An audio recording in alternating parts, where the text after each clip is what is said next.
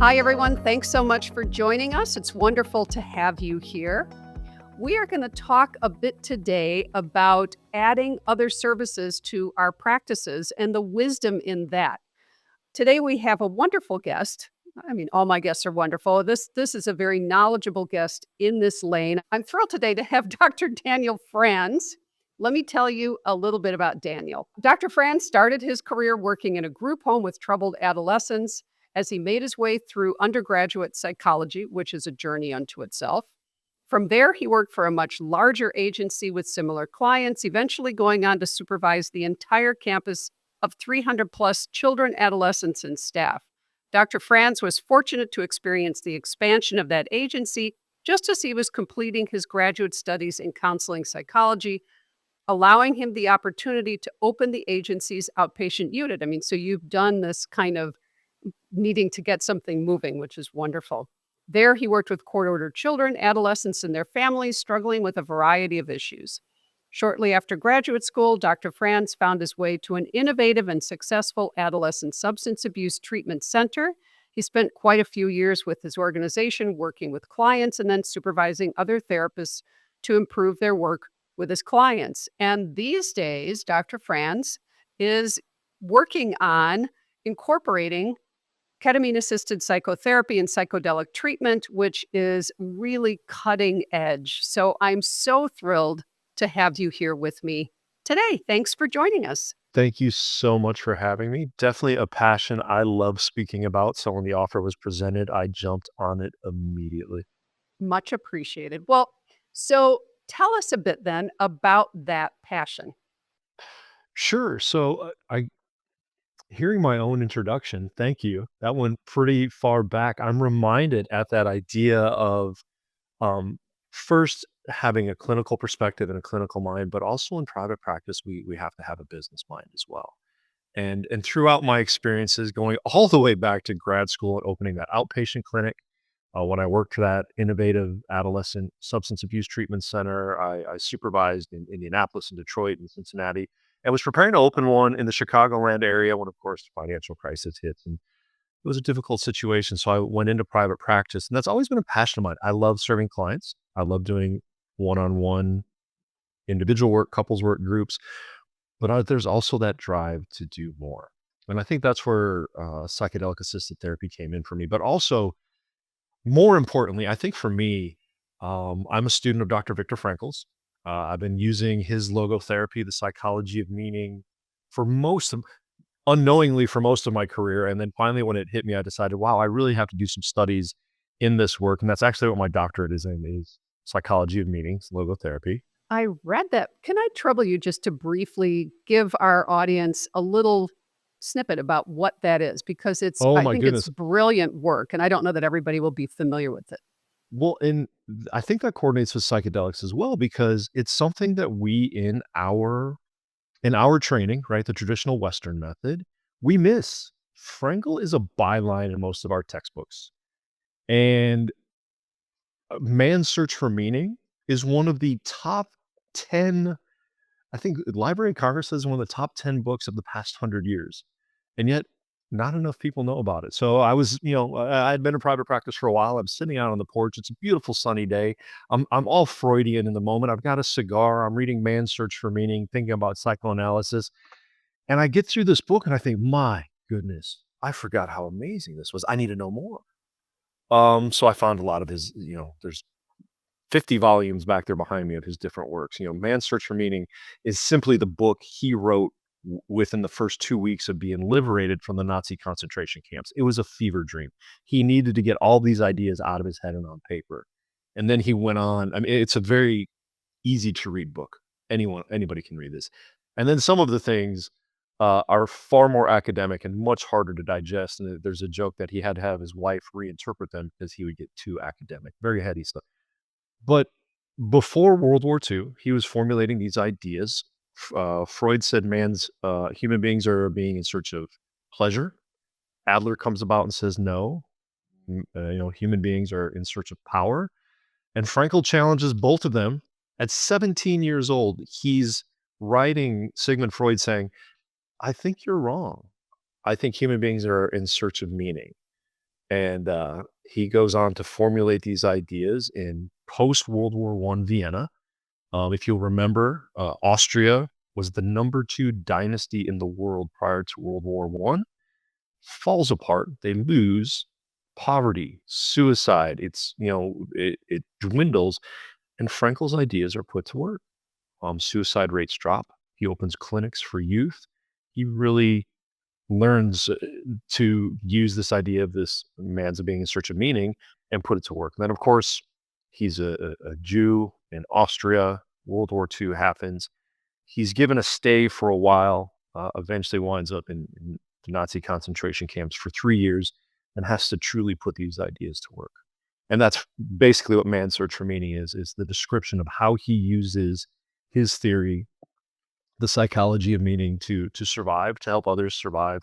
And then he goes on to have an amazing career. And I was fortunate enough to study with some of his direct students and, have incorporated that into my work for a long time, which I think brings me to my excitement about psychedelics. Um, Much like many of your listeners, I would guess, many of us that practice in the US, we were trained in that traditional Western style intake, assess, diagnose within that first 55 minutes, and apply for insurance benefits. Unfortunately, in my experience, not everybody is presenting with something that's really easy to fit within the DSM-4 or now 5. Existential crisis doesn't quite go in there very well, but we have to label that as anxiety and depression and treat it as such. People in the past 10 years are struggling with in the past 20 years are struggling with so much more. And I think in some ways, the Western model and our medical model of SSRIs, in my experience, hasn't been completely effective. And so when I started it was probably about 10 years ago, I had a young lady, treatment resistant depression. She was in high school. It was very difficult. It was heartbreaking to witness and observe. And one day her mother says, well, we have this ketamine stuff. It's in clinical trials. We have to drive 10 hours to Oklahoma and we're going to give it a try. And so this young lady, I think over spring break, goes to Oklahoma for a week and a half, 2 weeks, comes back and is transformed. After I think it was maybe only 5 ketamine treatments, said this stuff's amazing. And of course, these are during the clinical trials. It's nowhere to be found. You can't access it too easily. Over the following years, it starts to make its way. We have infusion clinics and now Spravato nasal sprays and things like that, and it still helps. But what I experienced was it's still that medical model. People go to a place, they sit in a comfortable chair, they take their medicine, and some of my clients get a Netflix remote control, and a nurse says, "We'll come back and check on you every 10 minutes or so." And they watch Netflix and allow the medicine to work, but they miss the therapy component. Exactly.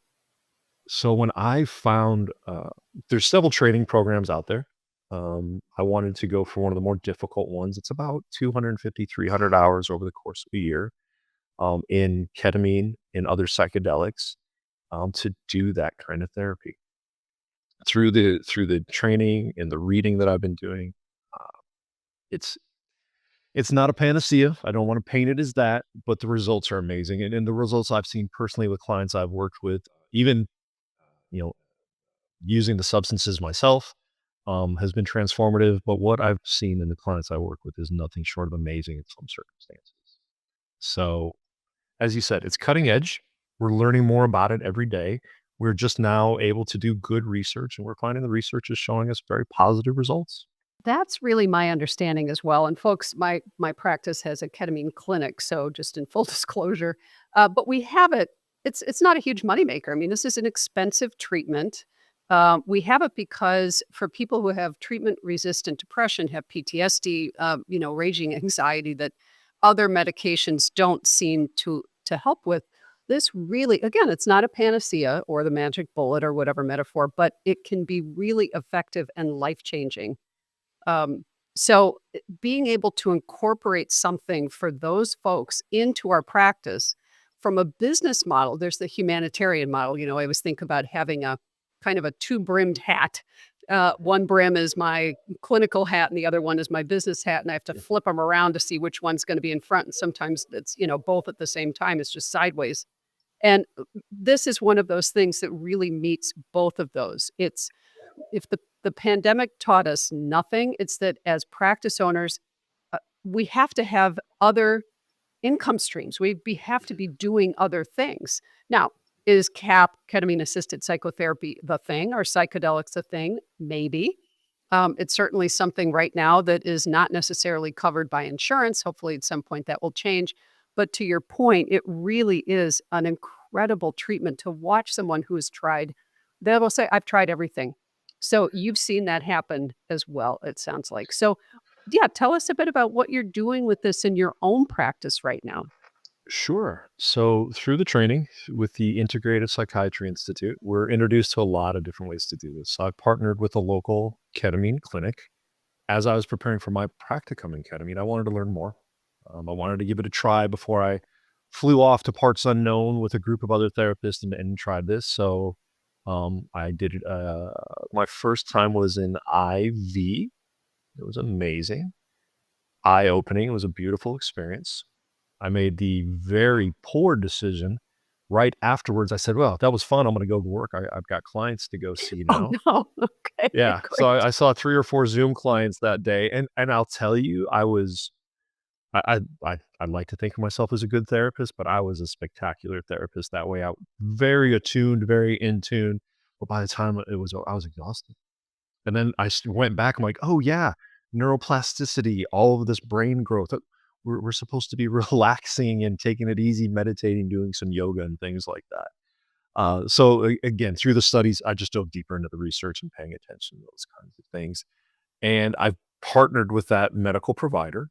And so we offer IVs and infusions, different retreat models and things like that. But I didn't want to have to. There was an amazing situation, and I may have told you about this previously, but to share with your audience, I had a retired veteran with some chronic PTSD who had acquired a TBI after his service, just about a few years before he came to see me. He was hit on the head by a falling log, and after his recovery, he was told, we're struggling to get your frontal lobe to fire. There's just nothing going on there. And he did quite a bit of rehabilitation and things improved, but there was a day we had been working together for several months trying to encourage him to stop medicating with alcohol. That he came to me this day, and I hadn't seen anybody so gray. We know as clinicians, right, that you do this long enough, and you just get a feeling for when people walk in your room. You can see it, you can feel it, you sense it. There's that intuition. It's like something's either wonderful, man, you must be things are going really well with you. Tell me about it. But for him, it wasn't. He was dark, and it worried me. Mm. And throughout the session, it became evident. And this was my first time referring out, and I said, I really want you to give my partner a call. Want to get you into this new treatment, and I think it's really going to help you. And I gave him the material. He did the research. I'm going to try it. And we coordinated, and it was probably about a week. I said, I will be there with you. Right. So the following Tuesday, I'm going to this other clinic. I'll be there with you, and I'll see you through. And great. We're all set up. He called me the next day and he said, Dan, I'm not going to make it. Mhm. I don't think I'm going to live to see that day. I said, all right, man. Still gets to me. And I said, hey, call them right now and let's see how quickly they can get you in. And thank goodness she was able to get him in that day. Had his first ketamine infusion. He contacted me. He said, that was good. I'm recovering. I'll see you on Tuesday. I said, great. I got there Tuesday morning, and I open up the door. She's got a beautiful office. And the first thing I hear is this big, burly giggling. Oh And my I just, gosh. That's it was so amazing. sweet. And I go in there and I'm like, how you doing? And he's like, I am great. And what a transformation. And I sat with him through that next journey and processed, did some great integration with him and did it for subsequent sessions as well. And as I said, it was absolutely transformative. But I didn't want to be driving to this other office all the time. No, I would imagine not. Yeah. I mean, she's a great person, great partner. We're hosting a retreat this week. I'm like, man, It's completely the opposite direction of my office from my home. So I started doing the research how I could administer ketamine in my office as a clinician without a DEA license and continued, further credentialing, because I'm still in school with the Integrative Psychiatry Institute. We're finishing up psilocybin and studying, I think, MDMAs today. I'll tell you all about that. Um, so there are several organizations out there that will do third party. They'll take care of your medical clearance, your legal documents, and you forward your clients to them. They will do an intake with medical providers, and as long as everything checks out, they will send your client a few doses. The company I chose to work with will send 2 doses. We'll do our cap in my office for those first 2 and see how they tolerate it, see how it works. That's usually a 2 or 3 hour session. Then they go back for a further medical review, and we'll do the next, they'll get qualified for the next 6 or 8. And research is telling us it's anywhere from 6 to 8 sessions over the course of 3 to 4 months has the most efficacious results. So just got qualified for that. I am one of as your neighbor in Indiana, I'm one of the first in our state to be certified with Journey Clinical to administer this. And I was just before this meeting today talking to one of the first clients I'll have in my office here shortly, doing ketamine lozenges and cap therapy. Oh, congratulations, Dr. Dan. Thank you. That is fabulous. Right. So Journey Clinical is one of those organizations that Mhm, we can partner with because I think one of the stumbling blocks for folks when we're thinking about adding services, it's like, where do I even start? mhm, Right. So something like this, I interviewed somebody the other day for another podcast episode about self publishing, completely unrelated, but she just mhm. did some research about what partnerships can she create to help move this forward for herself. So that really is part of the key. If there's something, folks, you want to offer clients, you think it would be a great service to have, do some research. Who are some partners? And, right now, Journey Clinical, it sounds like, is a great partnership for getting lozenges. So that's wonderful. And you're going to start today. So I do want to offer. I worked with both Journey and another group out of Evergreen, Colorado called Skylight, and I really liked both of them. So if that's something you're interested in, for me, I really like Journey's robust additional training. It is a little expensive, Mhm. whereas Skylight is less expensive. They just didn't offer as much additional. What I do like about Skylight is they're a smaller company.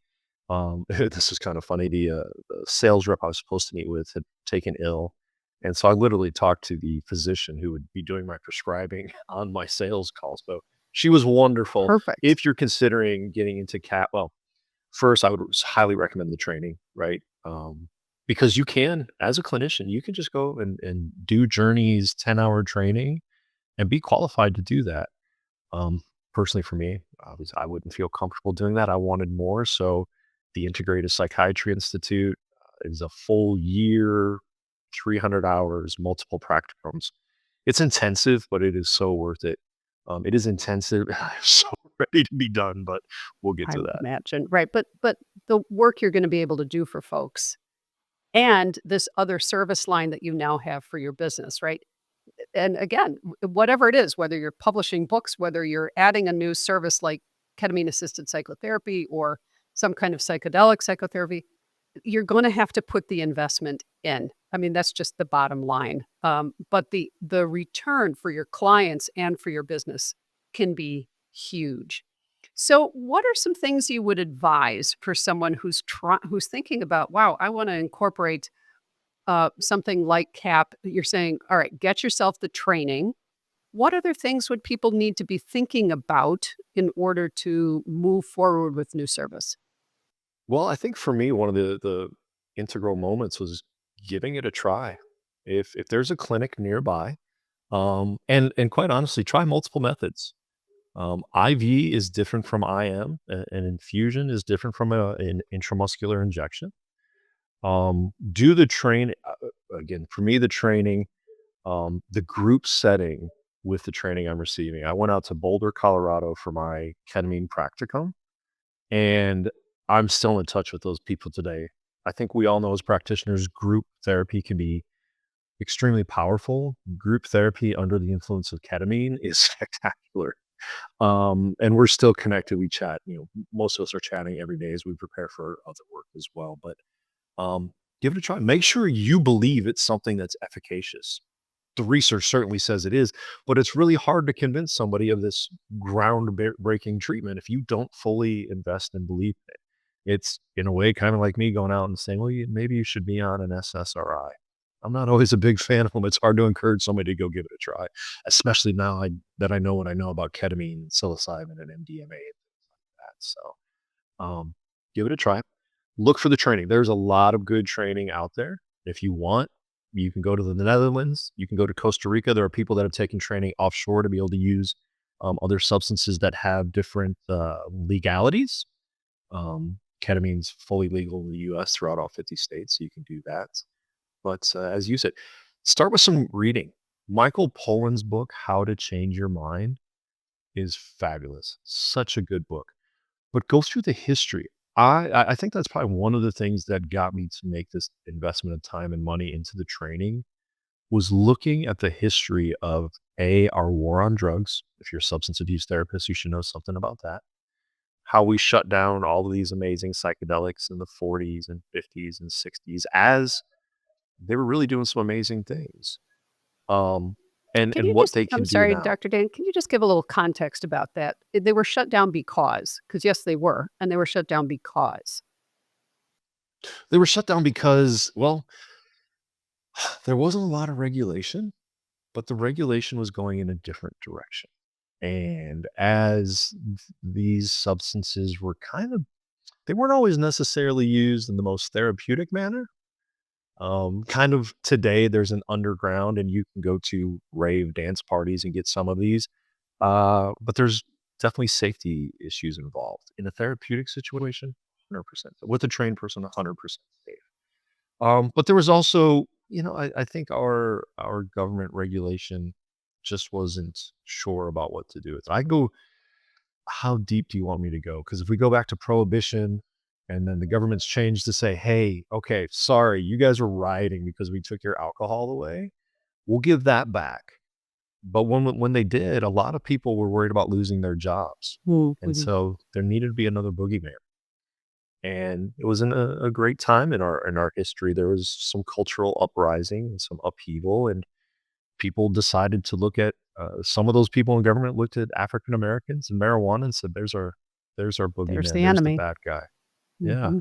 And so to go deeper into that, Johann Hari's book, Chasing the Scream, love that book. Love His him. TED Talk, I got to spend a day with him a few years ago. Just a beautiful, beautiful human and an amazing journalist. So, but Chasing the Scream goes throughout that whole history and why we should welcome in this kind of psychedelic renaissance of what could have been through the 60s and 70s and 80s, and hopefully what will be going into future decades. Yeah, Dr. Dan, the reason I ask that is that people can be so afraid of psychedelics. And it's not because something torrid happened or something bad happened as a result of using psychedelics. It really was, there were other socio-political issues afoot as opposed to bad things were happening or, people were having psychotic breaks or whatever.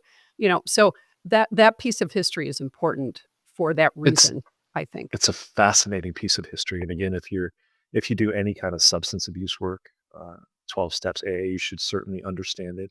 For me personally, I grew up with the frying pan and egg commercials, right? This is your brain on drugs. I was growing up during the war on drugs and was terrified, right? But alcohol was acceptable in my home, so that was okay. And now I look at it and I see people, I run a men's group on Thursdays, and if there are 8 men in the group, there's probably 40 DUIs. And that's sad. It doesn't have It to is be that. sad. It It's is sad. interesting for me. You make me think about that. Going back to the war on drugs. My first true psychedelic experience. As I said, I grew up with a frying pan, terrified I was going to fry my brain or whatever. I was I was guiding high school students through South America. I was a chaperone for one of my daughter's classes, And in Peru, every hotel, you have coffee, tea, water, and coca leaves. Coca leaves being the natural, start of cocaine. And of course, as an intrepid traveler, I thought, well, I've got to try this. You can make tea out of it. Hot water, coca leaves. And I'm a fan of coffee, but this stuff was spectacular. It I was the would best coffee imagine I'd ever. so. I would But then imagine. somebody told me, if you take just a little pinch and put it between your cheek and gums, naturally the natives chew on it. And Mm. it was tasty. It was invigorating. And by the end of that week, I could fit a baseball's worth of coca leaves. And I'm like, oh my goodness, I can see where this might be a problem. Right, right. But understanding that culture, we had a lot of great guides there. They said they would go work in their salt mines, which are beautiful in Peru. And they say they would take our jug of water, our gallon of water, and our pouch of coca leaves, and we would walk 13 miles to the salt mines. You get our family salt and work 13. This is fascinating. It's such, and many of the substances I'm studying right now, psilocybin, ayahuasca, the things we hear about in kind of some of the underground culture, these are indigenous substances that have been used for thousands and thousands of years. I've had the honor of through Zoom studying with Mazatec Indians from Mexico who for I don't even know, dozens of generations have used this and learned. And it is sad to think that, because of some different cultural components and political components, we haven't had access to this for a while.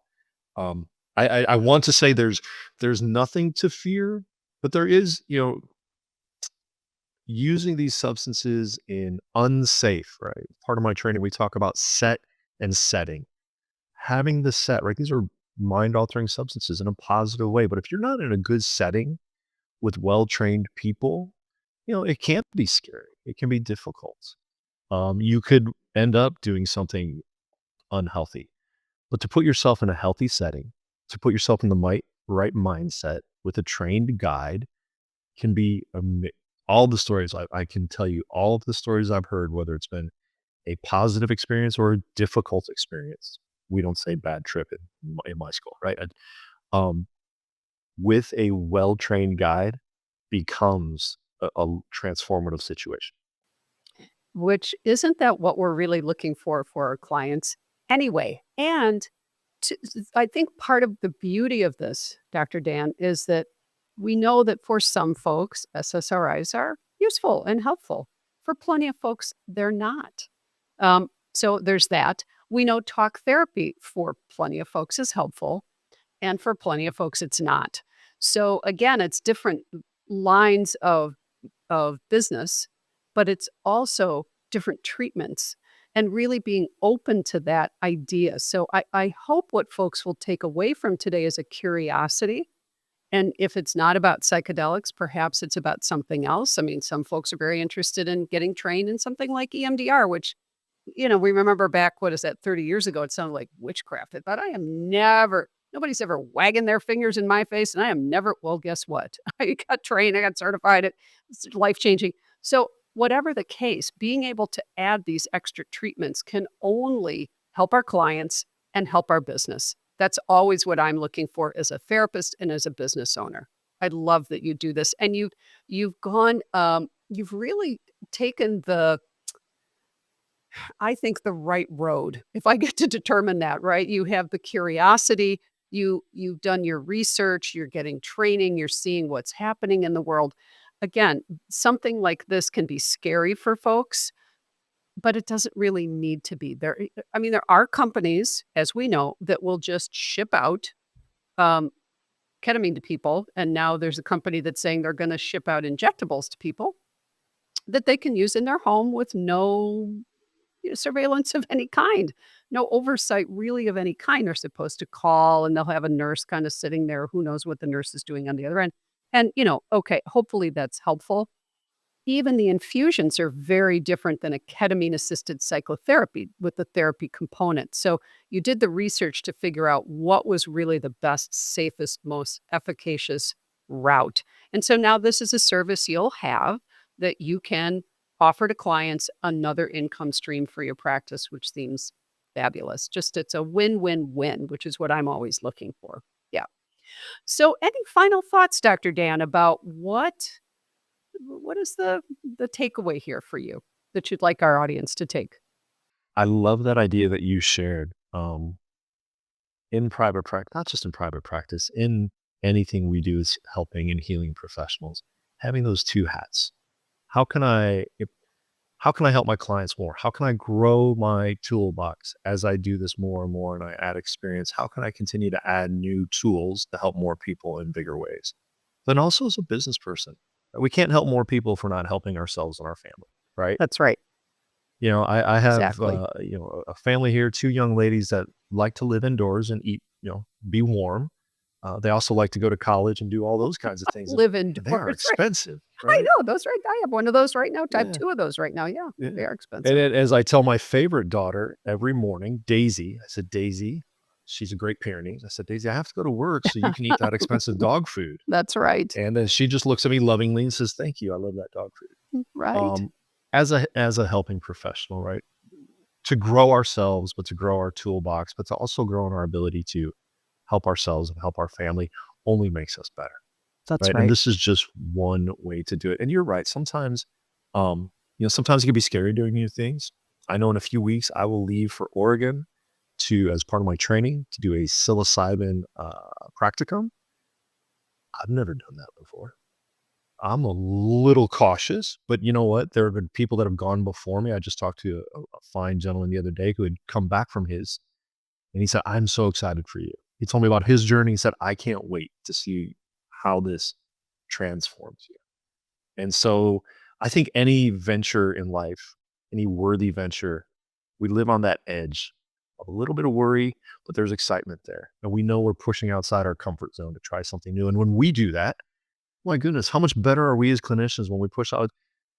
You can't ask somebody else to do that if you're not That's doing right. that yourself. That's right. That's right. And I'll tell you, we have 3 clinicians in our practice now who have gone, and 1 is in the midst of the training, 2 have completed it.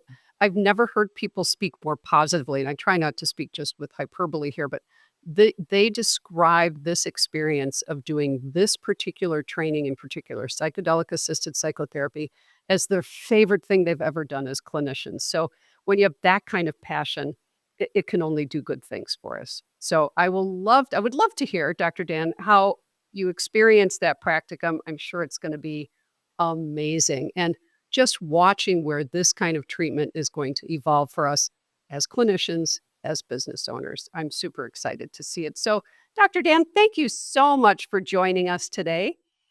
Folks, if you would like to get a hold of Dr. Dan, he's gonna tell you exactly how to do that. Absolutely. You can check out my podcast, The Meaning Project, or you can find out all about me at danielafranz.com. That's DanielAFranz.com. Wonderful. Dr. Daniel Franz, thank you so, so much for joining us. Everyone who listened to us today, thanks for being here. I really appreciate all of you.